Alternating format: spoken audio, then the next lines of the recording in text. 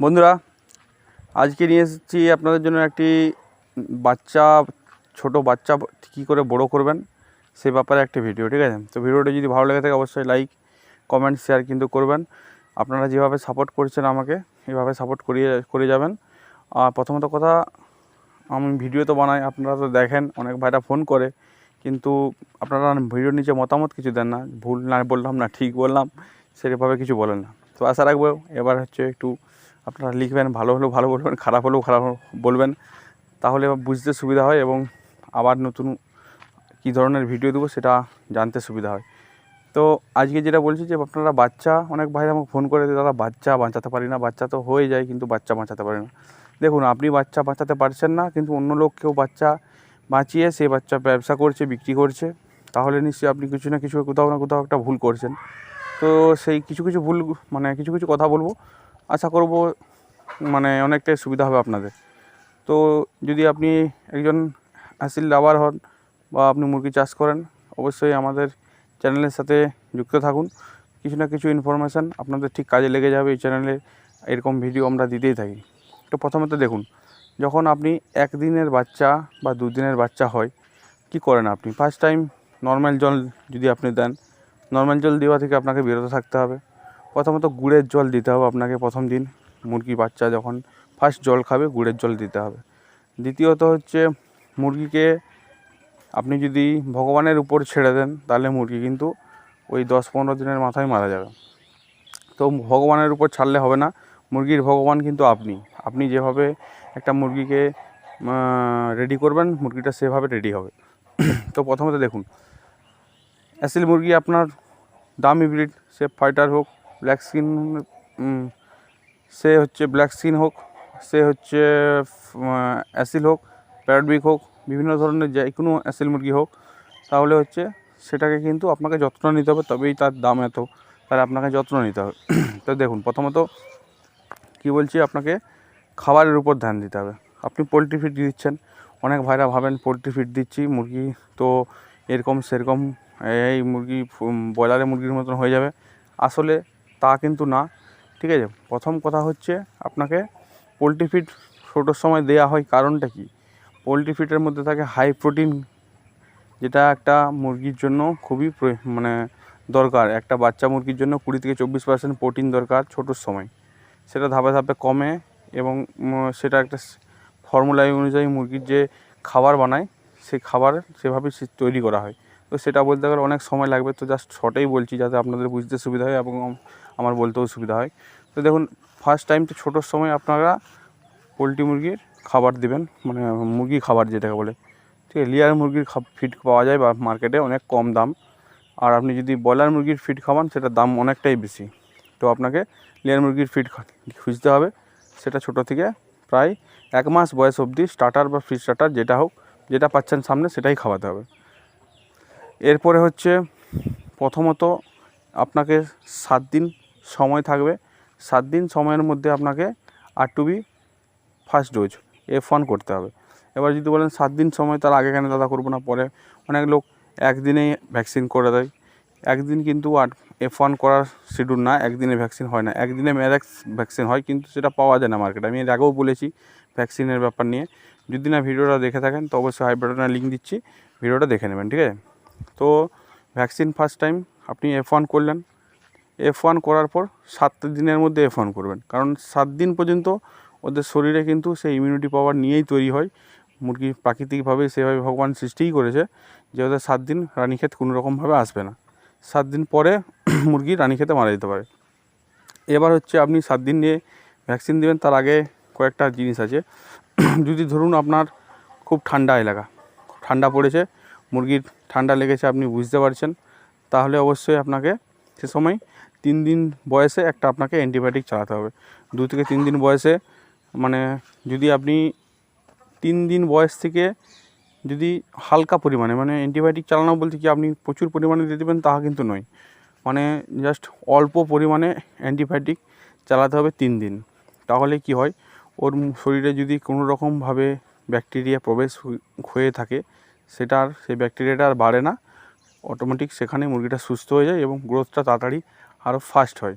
ঠিক আছে, তো 3 দিনে আপনি যে কোনো একটা অ্যান্টিবায়োটিক চালাতে পারেন।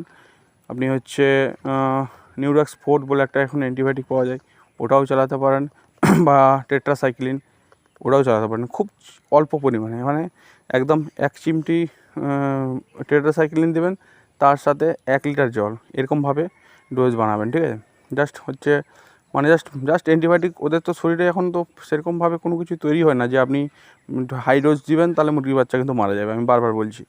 তো আপনাকে খুব কম অল্প পরিমাণে অ্যান্টিবায়োটিক দিতে হবে 3 দিন পর। তারপরে হচ্ছে 3 দিন চালাবেন।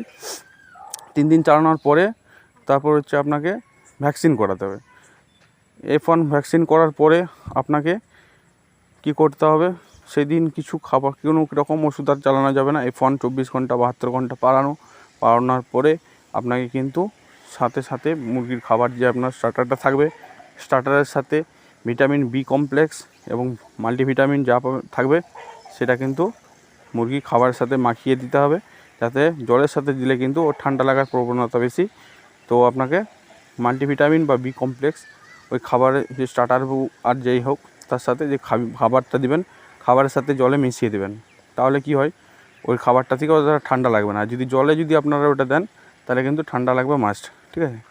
ওর সাথে সাথে আপনারা জলের মধ্যে দিবেন হজমের ওষুধ, যে কোনো কার্বোজাইন, যে কোনো মেডিসিন আপনারা পাবেন, যে কোনো ভেটেরিনারি ইসে যাবেন, দোকানে যাবেন, দিয়ে বলবেন যে আমার হচ্ছে হজমের ওষুধ লাগবে মুরগির বাচ্চার। দেখবেন অনেক কম দামে অনেক 200-250 ml পাওয়া যায়। আমি এখানে কোনো কোম্পানির নাম বলছি না, বারবার বলছি, কোনো কোম্পানিকে আমি প্রমোট করছি না, জাস্ট বলছি যে আপনারা যে বলবেন, দেখবেন আপনারা যে ওষুধটার দাম বেশি হবে অবশ্যই সেটা কার্যকরী ওষুধ হবে। এবার যদি ওষুধ নিয়ে কোনো রকমভাবে জিজ্ঞাসা থাকে আপনারা আমাদের হোয়াটসঅ্যাপ নম্বরে মেসেজ করতে পারেন, আমরা সময় মতো আপনাকে সেই ওষুধের বিবরণ বলে দেবো, ডোজ বলে দেবো। তো আপনারা হচ্ছে ফার্স্ট টাইম হচ্ছে কার্বোজাইন এভাবে যে কোনো ওষুধ দোকানে যে নিতে পারেন, মুরগির হজমের ওষুধ বলে ওরা দিয়ে দেবে। এরপর একটা ওষুধ পাওয়া যায় যেটা হচ্ছে মানুষের ওষুধ, বাচ্চারা খায়, ওই নিউপেপটিন বলে নাম। তো ওটাও কিন্তু খুব কার্যকরী ওষুধ, আপনারা ওটাও খাওয়াতে পারেন। ওটা খাবিয়ে কিন্তু মানে ভালো রেজাল্ট পাওয়া যায়, কিন্তু ওটার দাম অনেকটাই পরিমাণে বেশি, তাই কারণবশত ওইটা জলের সাথে দিলে অনেকটাই নষ্ট হয়। তো যদি আপনারা ধরে ধরে খাওয়াতে পারেন 1 ফোঁটা 2 ফোঁটা, তাহলে ওটা সবথেকে ভালো, কারণ দামটা অনেকটাই বেশি। 100 ml দাম প্রায় 180 টাকা মতো নিয়ে নেয়, সেখানে আপনি যদি মুরগির ওষুধ নেয় অনেক কমেই হয়ে যায়, ঠিক আছে। তো ওই হজমের ওষুধ কিন্তু 7 দিনের পর থেকে লাগাতার একদম 1 মাস পর্যন্ত হজমের ওষুধ ওকে চালাতে হবে। মানে হজম, বাচ্চা মুরগির ফার্স্ট প্রবলেম হচ্ছে হজম। প্রতিদিন সকালবেলা যখন বাচ্চা বার করাবেন দেখবেন যে বাচ্চাটা ঠিকঠাক হজম হয়েছে কি না। যদি হজম না হয়ে থাকে অনেক রকম পায়খানা করবে, সেটা আপনাকে লক্ষ্য রাখতে হবে। এবং হচ্ছে তার সাথে সাথে সকালবেলায় দেখতে হবে মুরগিটার পায়খানা, প্রায় দিন দেখতে হবে মুরগিটাকে যে মুরগিটা কী ধরনের পায়খানা করেছে। পোলট্রি ফিড খাওয়ান আর যেই ফিড খাওয়ান, মুরগির বাচ্চা মুরগির কিন্তু কক্সিডিয়া হওয়ার খুব চান্স থাকে, মানে ম্যাক্সিমাম ক্ষেত্রেই দেখা যায় রক্ত পায়খানা করেই মুরগি মারা যায়, কিন্তু বুঝতে পারেননি আপনি যে কীভাবে মুরগিটা মারা যাচ্ছে। মুরগিটা মারা যাচ্ছে রক্ত পায়খানা করে, দেখবেন পায়খানা যখন করে ওর সাথে দেখবেন রক্ত থাকে, তো ওটা কক্সিডিয়ার ব্যাপারে আমাদের এক ভিডিও চ্যানেলে দেওয়া আছে, যদি না দেখে থাকেন ওটাও দেখে নেবেন। তো তারপরে হচ্ছে 1 মাস যখন চালাবেন, এরপরে মুরগিটা দেখবেন গ্রোথ হাই লেভেলের হবে। আপনাকে একটা জিনিস লক্ষ্য রাখতে হবে যে মুরগিটা এইভাবে যখন চলছে, যদি অতিরিক্ত গ্রোথ দেখেন, ঠিক আছে, এরকমভাবে এই শিডিউলে যদি আপনি মানে মুরগিটাকে যদি চালান অতিরিক্ত গ্রোথ হবে। অতিরিক্ত গ্রোথ যখন দেখতে পাবেন যে মানে গ্রোথের থেকে বেশি, যেটা আপনি ভাবছেন তার 3 ডবল গ্রোথ হয়ে গেছে, তো তাহলে কিন্তু সেই সময় কিন্তু আপনাকে ফিড ম্যানেজ করতে হবে, খাবারটা একটু আপনাকে কন্ট্রোল রাখতে হবে, খুব বেশি খাবার দেওয়া যাবে না। কারণ হচ্ছে বেশি অতিরিক্ত ওয়েট হয়ে গেলো সে আবার একটা খারাপ, সেখান থেকে আবার অনেক রকম রোগ জ্বালা আসে, আর হচ্ছে সেটা লক্ষ্য রাখতে হবে। এবার হচ্ছে 1 মাস 1.5 মাস হয়ে গেল, এরপর আপনাকে খাবারের সিস্টেম চেঞ্জ করতে হবে। আপনাকে শুধু পোলট্রি ফিডের উপরে থাকলে হবে না, ওর সাথে আপনাকে যদি শীতকাল থাকে তাহলে ভুট্টার সাথে বাজরা প্লাস অল্প পরিমাণে পোলট্রি ফিড দিতে পারেন, ঠিক আছে। এভাবে আস্তে আস্তে আস্তে করে দেখবেন খাওয়াবেন। তো খাওয়ানোর সাথে সাথে যখনই খাবার চেঞ্জ করবেন, যে কোনো খাবার চেঞ্জ করবেন, মানে ধরুন একটা খাবার চলছে তারপর আরেকটা খাবার চলছে, সেই সময় অবশ্যই কিন্তু লক্ষ্য রাখবেন মুরগির হজম প্রক্রিয়া কিন্তু ঠিকঠাকভাবে কাজ করে না, সেই সময় অবশ্যই আপনাকে লিভার টনিক চালাতে হবে যখনই খাবার চেঞ্জ করবেন, ঠিক আছে। আর তারপরে ভ্যাকসিন শিডিউল যেটা আছে আপনারা সেটা দেখে নেবেন, সেইভাবে ভ্যাকসিন করবেন। আশা করছি আপনার বাচ্চা কোনো রকমভাবে মরবে না, কোনো রকমভাবে কিছু ডিস্টার্ব হবে না। তো আর কোনো রকমভাবে যদি কোনো প্রবলেম হয়, ভিডিওতে যদি বুঝতে অসুবিধা হয়, অবশ্যই আমাদের হোয়াটসঅ্যাপ আছে, হোয়াটসঅ্যাপ নাম্বারে আপনারা যোগাযোগ করতে পারেন। আমরা সেটা যথেষ্ট পরিমাণ যতটা পারবো আপনাকে হেল্প করব। এবং কিন্তু বারবার ফোন করবেন না, ফোন করলে আমি সবার ফোন অ্যাটেন্ড করতে পারি না দাদা। তো আমাদের ব্যবসার ক্ষেত্রে বিক্রি সেলের ব্যাপার আছে, তো ওইগুলোকেও দেখতে হয় আমাকে। তো সেই ক্ষেত্রে শুধু আপনাদের যদি আমি মানে ফোন অ্যাটেন্ড করি, কথা বলি, তাহলে কিন্তু ওটা আর বলা হয় ওই কাজগুলো আমার আটকে যায়। তো সেই ক্ষেত্রে অনেক ভাইরা ফোন করেন আর বলেন যে ভাবেন যে ফোন নাম্বার দিয়েছে, ফোন ধরে না, কারণটা হচ্ছে এটাই। তো আজকে আর ভিডিও বেশি বড় করলাম না। ভিডিও যদি ভালো লেগে থাকে অবশ্যই লাইক, কমেন্ট, শেয়ার, সাবস্ক্রাইব করবেন। আর ফেসবুক থেকে যদি দেখে থাকেন অবশ্যই চ্যানেলটিকে ফলো করে দিয়ে যাবেন, কারণ এরকম ভিডিও আমরা এই চ্যানেলে আপলোড দিতেই থাকি। কোনো না কোনো ভিডিও আপনার ঠিক কাজে লেগে যাবে, তাই এই চ্যানেলের সঙ্গে থাকুন। আপনার ইনফরমেশান যদি ভালো লেগে থাকে অবশ্যই একটা কিন্তু লাইক করে দিয়ে যাবে।